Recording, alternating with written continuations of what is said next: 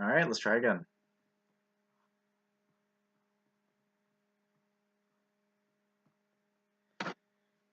This plant shown here is Camellia sinensis. It is an extremely average looking plant. However, it has been used for thousands of years by millions and billions of people around the globe as a casual fun drink and energy booster and as a medicinal remedy for many home remedies. This plant here is tea.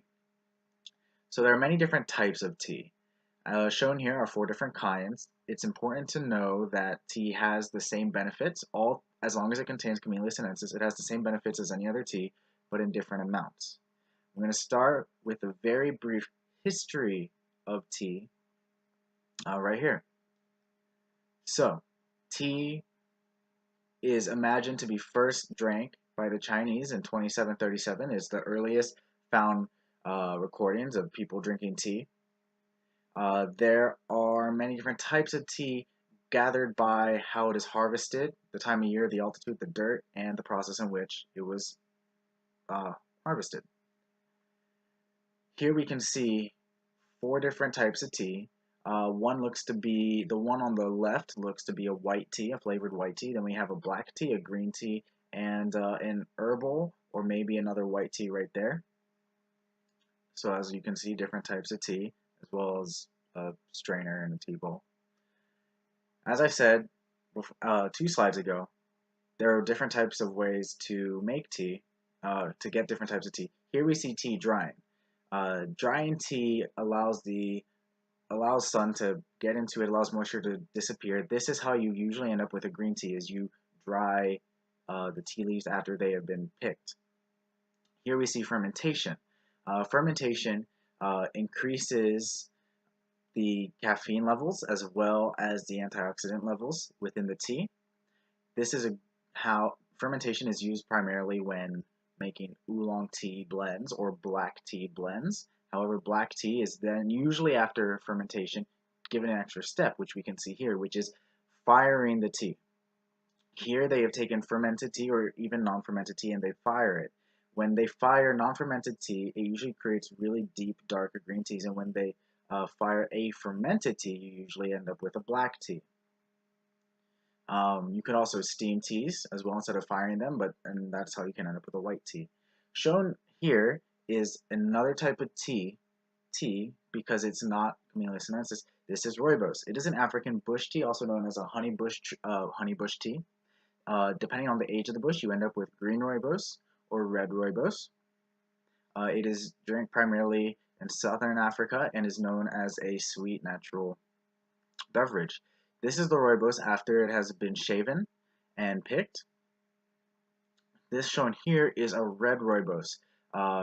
When steeped in hot water, you will end up with a very deep red color. It is caffeine free and doesn't contain many nutrients on its own, but it blends well with many other beverages and is quickly becoming a popular dessert.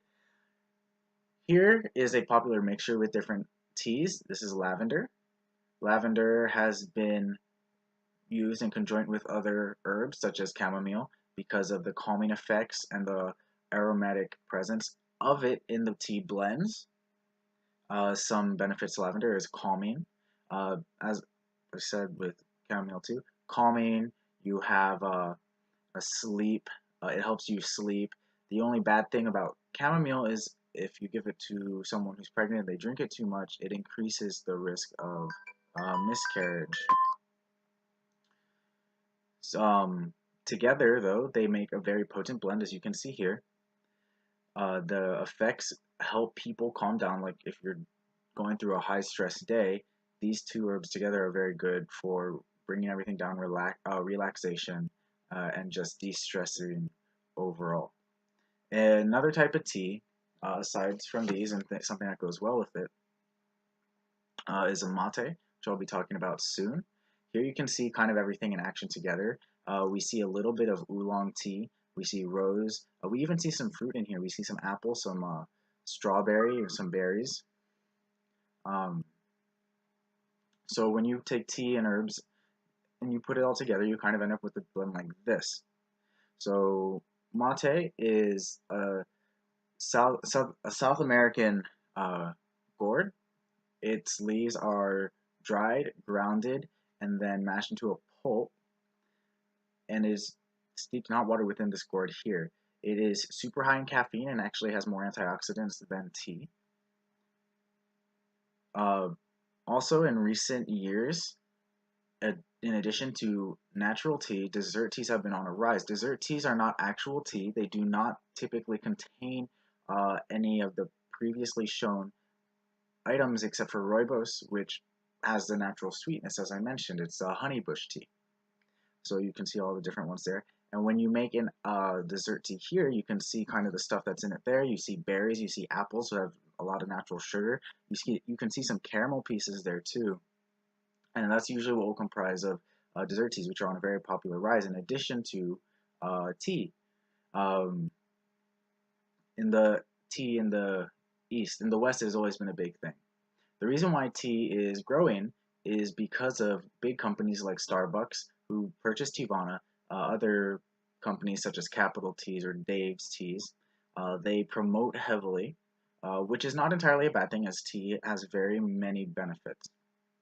Um, However, it is expensive, and lesser teas will also do the same thing. A lot of these places also sell loose tea, not bag tea, and people not always are sure how to make it, but you can see here some items to do it. You have tea balls, you have a teaspoon, you have a cup strainer that will fit right into your cup. The big one with the hook will just fit right into your cup.